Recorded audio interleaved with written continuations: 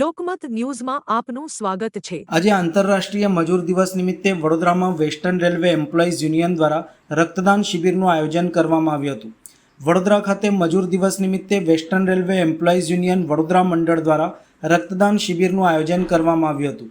આ પ્રસંગે યુનિયનના સભ્યો તેમજ રેલવે કર્મચારીઓએ ઉત્સાહપૂર્વક ભાગ લીધો હતો અને રક્તદાન કરીને સામાજિક જવાબદારીનું ઉત્તમ ઉદાહરણ પૂરું પાડ્યું હતું। કાર્યક્રમનો મુખ્ય હેતુ જરૂરિયાતમંદ દર્દીઓ માટે રક્તની ઉપલબ્ધતા સુનિશ્ચિત કરવાનો અને સમાજમાં રક્તદાન પ્રત્યે જાગૃતિ ફેલાવવાનો રહ્યો હતો।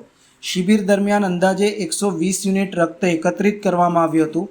આ પ્રસંગે મુખ્ય અતિથિ તરીકે ડીઆરએમ રાજુ ભડકે, ડૉક્ટર વિજય શાહ, વડોદરા શહેર ભાજપ પૂર્વ પ્રમુખ તથા Santosh Pawar, AGS western railway employees union ખાસ ઉપસ્થિત રહ્યા હતા।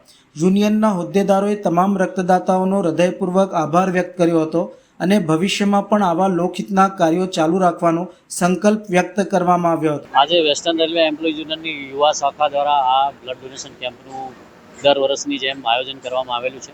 વેસ્ટર્ન રેલવે એમ્પ્લોઈઝ યુનિયન છેલ્લા 15 વર્ષથી જે છે બ્લડ ડોનેશનનું આયોજન કરતી રહી છે અને તમામ રેલવે કર્મચારી સાથે સાથે તમામ નગરજનોને જ્યારે પણ બ્લડની જરૂર પડે છે ત્યારે વેસ્ટર્ન રેલવે એમ્પ્લોઈઝ યુનિયન એક જવાબદાર સંસ્થા તરીકે પોતાનો ફરજ નિભાવે છે અને તમામ લોકોને બ્લડ પૂરું પાડવાની જવાબદારી પૂરી કરે છે।